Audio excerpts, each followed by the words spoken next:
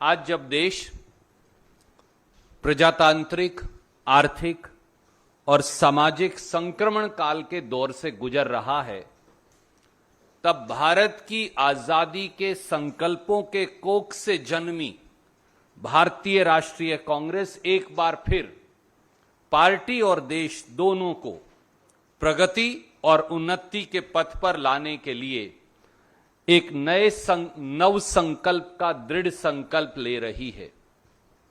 देश की अपेक्षाओं के अनुरूप जो भारतीय राष्ट्रीय कांग्रेस से देशवासियों को हैं, भारतीय राष्ट्रीय कांग्रेस उदयपुर में 13, 14 और 15 मई 2022 को आत्मचिंतन, आत्म मंथन और आत्म अवलोकन तीनों चीजें करेगी। साथियों, नव संकल्प का चिंतन क्यों? ये प्रश्न आप लोग भी, कई देशवासी बार बार पूछते हैं।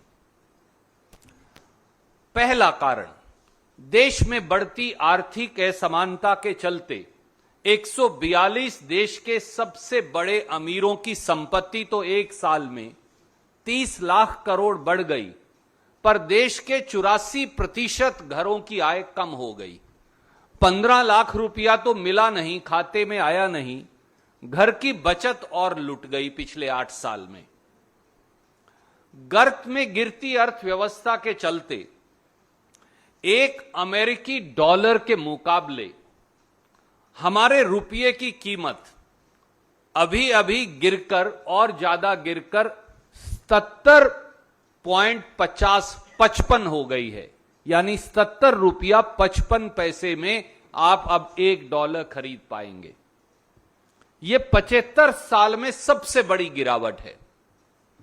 दूसरी ओर देश का कर्ज, जो आजादी के बाद 68 साल में 2014 तक 55 लाख करोड़ था, वो पिछले 8 साल में 55 लाख करोड़ से बढ़कर 2022 में 135 लाख करोड़ हो गया।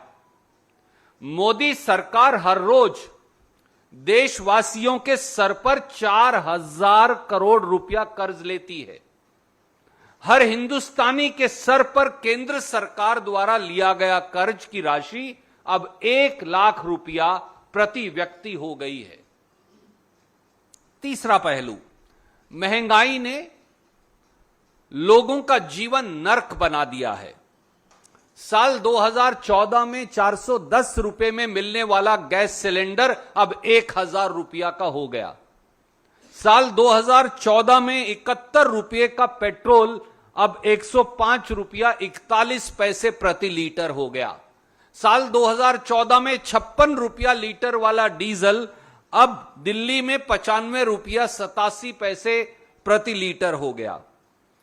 और आज मुझे बताया कि वो लगभग 97 को टच कर रहा है। अकेले पेट्रोल और डीजल पर टैक्स लगाकर मोदी सरकार ने तो 27 लाख रुपया 8 साल में कमा लिए, पर देशवासियों को क्या मिला? यही हाल हर रोज अखबार उठाइए, हर रोज अखबार की सुर्खियां हैं। आटा, दाल, खाने का तेल, टूथब्रश, साबुन, टीवी, फ्रिज, रोजमर्रा की जरूरत की हर वस्तु की है।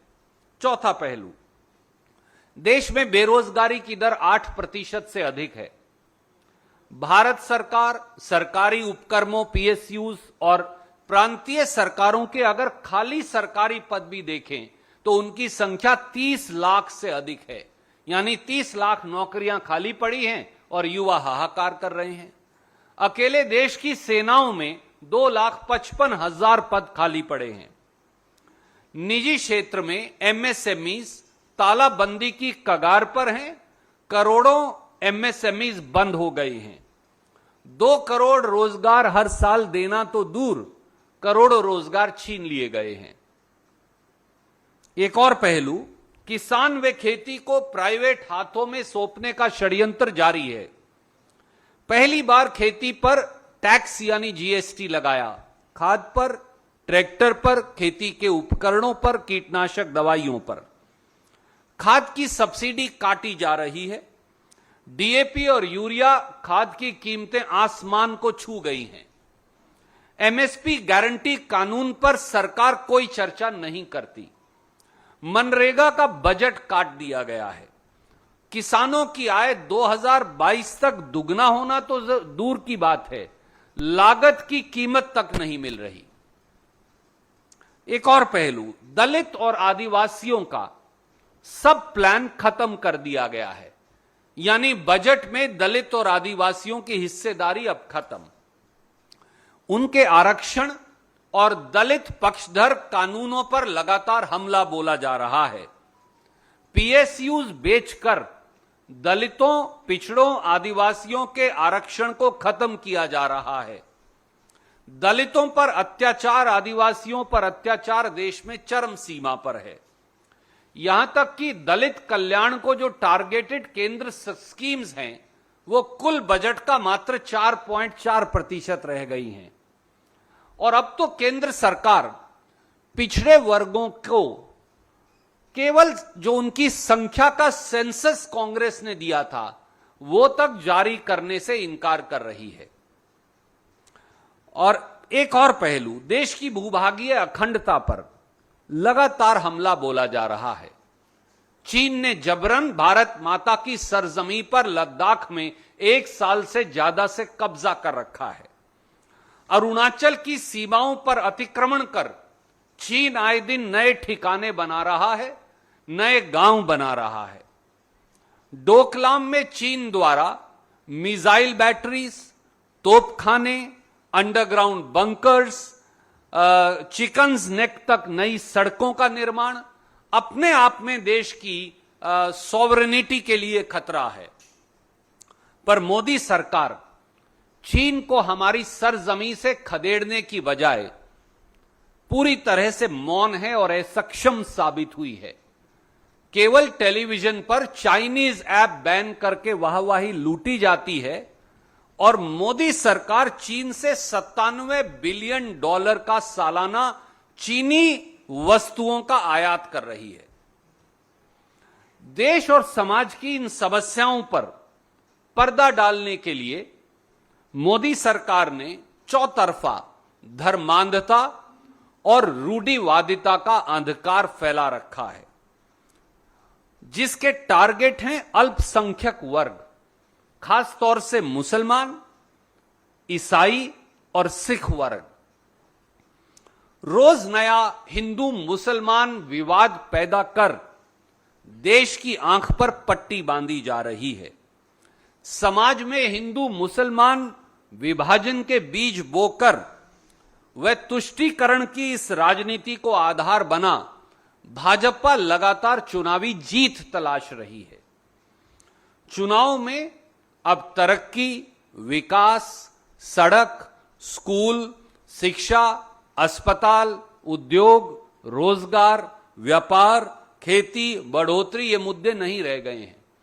भाजपा प्रायोजित मुद्दे हैं शमशान और कब्रिस्तान, बुलडोजर, लाउड स्पीकर, गर्मी निकालना, मंदिर बनाम मस्जिद बनाम गिरजाघर बनाम गुरुद्वारा, सड़कों के नाम बदलना, खाने और पहनने के नाम पर समाज में विभाजन पैदा करना।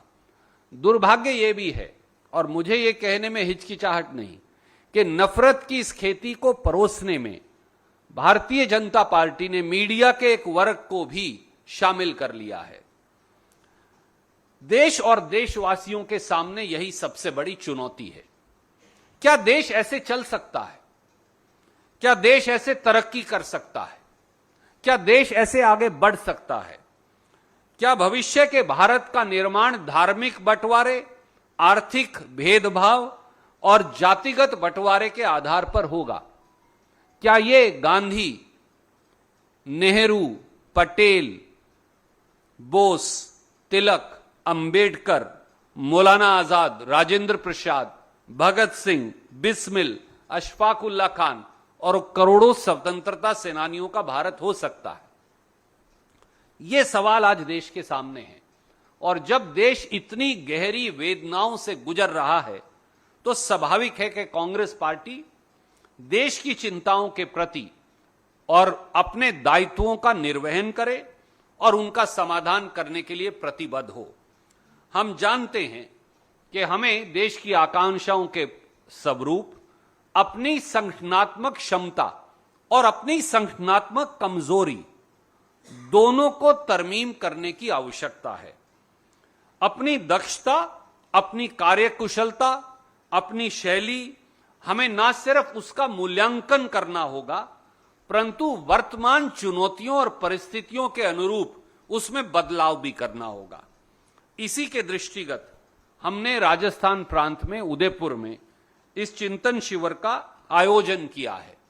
यह भी सच है कि भाजपा सरकार द्वारा निर्मित जो नफरत का माहौल है, उससे विकास और भाईचारे पर, देश की अर्थव्यवस्था पर, देश की बहबूदी और तरक्की पर, देश के रोजगार और उद्योग पर बुलडोजर चलाया जा रहा है और देश को पिछड़ेपन के अंधकार में धकेलने वाली परिस्थितियां पैदा की जा रही हैं। इसीलिए हमने भिन्न भिन्न विषयों को चुना है। ये सारे समूह इन्होंने मुख्य बिंदुओं पर मंथन किया है। 3 दिन इन समूहों में इन सारे विषयों पर, जिनकी चर्चा मैं आपसे कर चुका, मंत्रणा होगी और उसका जो निचोड़ निकलेगा उसे सम्मानित कांग्रेस अध्यक्ष और कांग्रेस कार्य समिति के अनुमोदन के लिए रखा जाएगा और उसके बाद उदयपुर डिक्लेरेशन जो है उसको ये सारे 430 चिंतक सर्वसम्मति से एडॉप्ट करेंगे। नमस्कार, मैं हूं मानक गुप्ता। अगर आपको हमारा ये वीडियो पसंद आया हो तो इसे लाइक और शेयर जरूर करें और हां, हमें सब्सक्राइब और फॉलो करना ना भूलें ताकि आप देश और दुनिया की कोई खबर मिस ना करें। तो जुड़े रहिए हमारे साथ और देखते रहिए न्यूज़ 24।